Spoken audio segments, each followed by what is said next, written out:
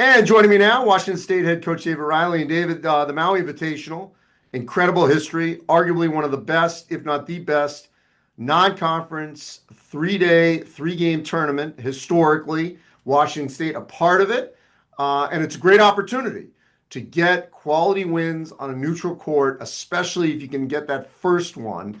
When you got the job, when you saw long-term that this was on the schedule, what were your initial thoughts?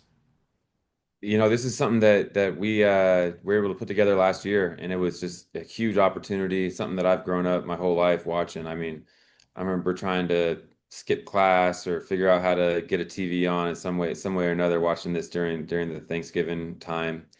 And just a really cool opportunity to be able to play in it. So, look, it's no secret. It's hard to get games in Pullman, non-conference games. What can a tournament like this do in terms of that non-conference profile to get teams on a neutral court? I think for us, we want to be able to play against anyone and everyone, and it's like you said, most big Power Five teams aren't going to want to do home and homes out to Pullman, and I think with our conference, we have a really good strength schedule, but getting these top tier quad one games on a neutral court is going to be a really big opportunity for us, especially down the line. We want to make the NCAA tournament to get one of those signature wins would be huge. I mean, no given, but you are opening with Chaminade.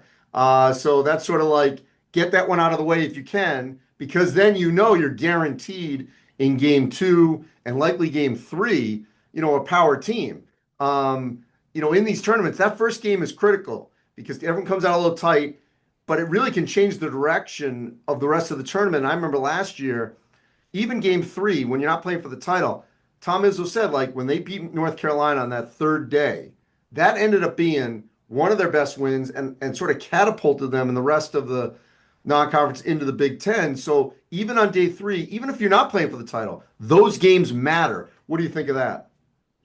Well, just the teams that we're playing, the opportunity you have, you got to go into every one of those knowing that at the end of the year it's going to count. And our guys grew up watching this tournament and watching these teams that we're going to go play against, and it's just I think we'll be ready to go. And that's the beauty of it. Like you win or lose, shoot, the next day you better be ready to go and just make sure you understand what you're playing for.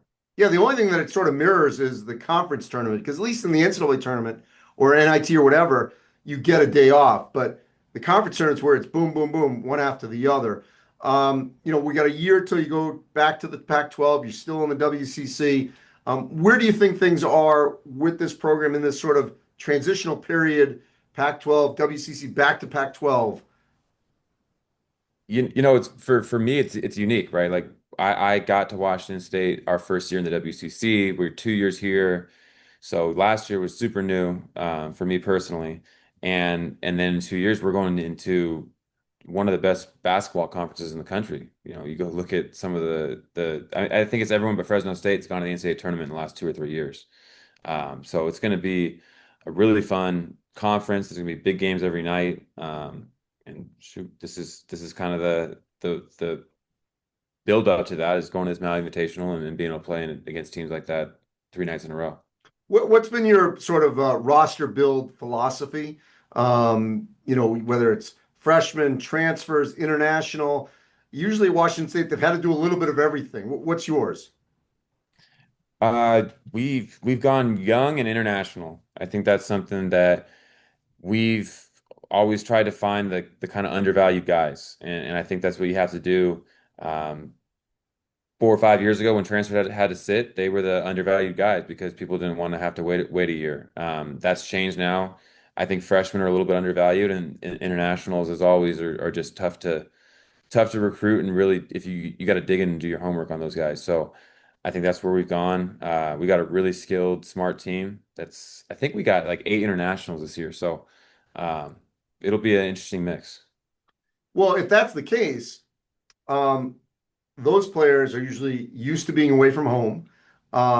So a trip to Hawaii won't be as dramatic. I mean, it's still Hawaii, but what do you think these kind of events can do for that bonding? You get them all summer. It can be a little tiresome. They're against each other. In this situation, they're forced to be together in a cool environment and really can help build that chemistry for the rest of the year. it's really a great opportunity for that. And we prepped our guys this summer. We took an international tour. So we've been traveling all year with these guys.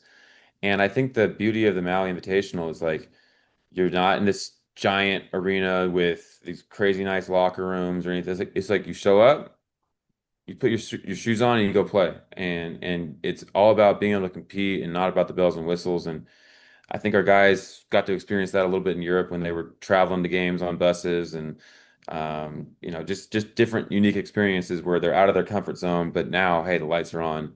Let's go compete. And I think that's where the mental toughness will show. For those that didn't see Washington State last year, what should they expect when we get to Maui? What kind of team will they see? I think we're going to see a tough and together team. Like we've since I've been a head coach, we've always been top 50 in the country in assists. We're going to share the ball. We're going to make sure we play at a fast pace. We're playing together, and I think this year's team has got a real tough identity. We've got some guards that'll pick up full court. We've got some bigs that are really really physical this year. So I think that's what's won in Pullman. I mean, you look back at the history of this place; it's always been with tough, gritty teams, and I think that's what our we're pushing to go that way. And who stood out in Europe for you? We feel really good, sort of with some momentum. Couple returners look really good. Indy Okafor and Reeve Avers are two guys that had good summers, good falls, and excited for them to show what they can do this year.